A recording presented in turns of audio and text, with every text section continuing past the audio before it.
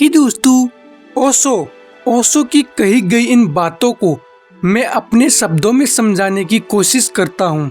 ओशो बताते हैं कि हम अपनी पृथ्वी का विनाश कर रहे हैं, पेड़ पौधों जानवरों का विनाश कर रहे हैं, पूरी मानव जाति को खतरे में डाल दिया है।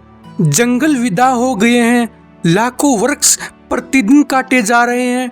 अभी वैज्ञानिक चेता रहे हैं, लेकिन कोई भी उन्हें सुनने को तैयार नहीं है कि यदि इस पृथ्वी के सारे वृक्ष विदा हो जाए, मनुष्य जीवित नहीं रह सकता। हम पर्यावरण के साथ एक गहन लेन देन की स्थिति में है। मनुष्य श्वास में ऑक्सीजन लेता है और कार्बन डाइऑक्साइड छोड़ता है। वृक्ष कार्बन डाइऑक्साइड लेते हैं और ऑक्सीजन छोड़ते हैं। न तुम वृक्ष के बिना जी सकते हो, न वृक्ष तुम्हारे बिना। यह एक सीधा उदाहरण है। अन्यथा जीवन और भी हजार तरह से जुड़ा हुआ है, क्योंकि लाखों वृक्ष कट गए हैं। वातावरण में इतनी कार्बन डाइऑक्साइड इकट्ठी हो गई है कि इससे पूरी पृथ्वी का तापमान 5 डिग्री और बढ़ गया है। तुम्हारे लिए यह ज्यादा महत्वपूर्ण नहीं है 5 डिग्री, लेकिन यह कम महत्वपूर्ण नहीं है।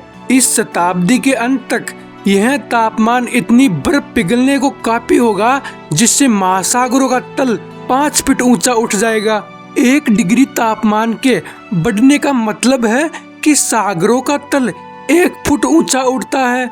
इसलिए जो शहर महासागरों के किनारे पर है और सारे बड़े बड़े शहर उन किनारों पर है, वे पानी से भर जाएंगे। यदि तापमान बढ़ता रहा, जिसकी पूरी संभावना है, क्योंकि अभी तो कोई नहीं सुन रहा है, बिना किसी समझ के वृक्ष काटे जा रहे हैं। व्यर्थ की चीजों के लिए, गठिया से गठिया अखबारों के लिए तुम्हें अखबार चाहिए और तुम जीवन को नष्ट कर रहे हो। इस बात की संभावना है कि यदि हिमालय की सारी बर्फ पिघलनी शुरू हो जाए, जैसा अतीत में नहीं हुआ है, तो महासागरों का तल 20 फुट ऊंचा उठ जाएगा और लगभग पूरी पृथ्वी को डुबो देगा। तुम्हारे सारे शहर नष्ट हो जाएंगे। मुंबई, कोलकाता, न्यूयॉर्क और सैन फ्रांसिस्को, शायद कुछ आदिम लोग जो पहाड़ों पर रहते हैं, बस वहीं बच जाए। समस्याएं सरल है। देखिए, एक तरह से यह संकट की स्थिति अच्छी है, क्योंकि वह लोगों को चुनाव करने के लिए बाध्य करेगी। तुम मरना चाहते हो या तुम एक नया जीवन जीना चाहते हो? सती पूर्ति हो सकती है तो फिर अतीत के प्रति मर जाओ। तुम्हें अतीत विरासत की बाती जो मिला है, उसे त्याग दो और नई शुरुआत करो। मानो तुम इस धरती पर पहली बार अवतरित हुए हो। प्रकृति के साथ दुश्मन की तरह नहीं, दोस्त की तरह काम करना शुरू करो और पर्यावरण फिर एक साथ एकता की बाती काम करने लगेगा। इस धरती को और हरा भरा बनाना कठिन नहीं है। यदि बहुत सारे वृक्षों को काटा गया है, तो बहुत से वृक्ष लगाए भी तो जा सकते हैं और वैज्ञानिक सहयोग से भी बड़ी तेजी से बढ़ सकते हैं और उन पर ज्यादा पत्ते आ सकते हैं। नदियों में भिन्न भिन्न प्रकार के अवरोध खड़े किए जा सकते हैं, जिससे कि देशों का बाढ़ से नुकसान न हो। वहीं पानी कई गुना अधिक बिजली पैदा कर सकता है और हजारों वृक्षों की अंधियारी रातें रोशन कर सकता है। सर्द शीतकाल में उष्मा दे सकता है। बात सरल है, सभी समस्याएं सरल है, लेकिन इन समस्याओं के मौलिक आधार गड़बड़ है। मैं सारी दुनिया को यह बताना चाहता हूँ कि अगर तुम एक होने के लिए तैयार नहीं हो, तो इस ग्रह में विलीन होने को तैयार हो जाओ। यह पृथ्वी बहुत खूबसूरत है। वैज्ञानिकों ने हिसाब लगाया है कि करीब 50,000 ऐसे ग्रह हैं जहाँ जीवन का अस्तित्व है। रात में जब तुम तारे देखते हो, वे तारे नहीं है, वे सूर्य हैं, लेकिन वे इतने दूर है कि चमकते तारे लगते हैं। तुम्हारा सूर्य बहुत औसत दर्जे का है।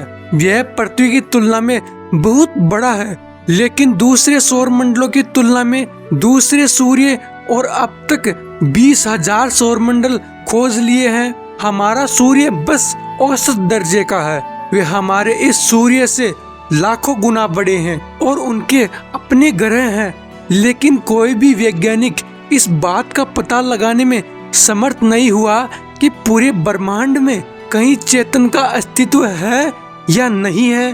और निश्चित ही ऐसा कोई निशान नहीं है कि गौतम बुद्ध, लाओ त्से, बोधिधर्मा जैसे लोग हैं।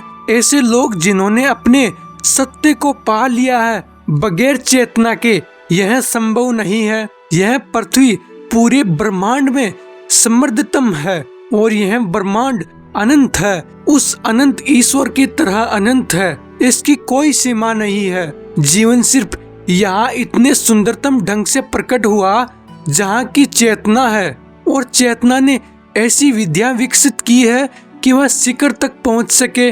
चेतना के एवरेस्ट पर चीजें ऐसी जगह आ गई है कि पूरी मानवता को जगाया जा सकता है। और यदि लोग चर्च, सिनागोग जाना बंद कर दे, स्वयं को अमेरिकन, रशियन, भारतीय कहना बंद कर दे, यदि वे घोषणा कर दे कि यह पूरी पृथ्वी एक है और सारी पृथ्वी वैज्ञानिकों को संसाधन उपलब्ध करवाएगी ताकि वे बेहतर जीवन के लिए कार्य कर सकें, अधिक जीवन, अधिक चेतना, बेहतर चेतना, हम सारी दुनिया इतने बुद्ध पुरुषों से भर सकते हैं कि फूल भी इतनी खुशबू नहीं दे पाएंगे। आज हम धरती को नष्ट कर रहे हैं जो इस विशाल ब्रह्मांड में एकमात्र स्थान है, एक छोटा सा घर है जो चेतना के सर्वोच्च शिखर पर आ गया है। यह केवल मानवता के प्रति अपराध नहीं है बल्कि पूरे ब्रह्मांड के प्रति अपराध है। अगर आप भी ओशो की कही गई इन बातों से सहमत हो तो हमारे इस चैनल को सब्सक्राइब जरूर कर लीजिए।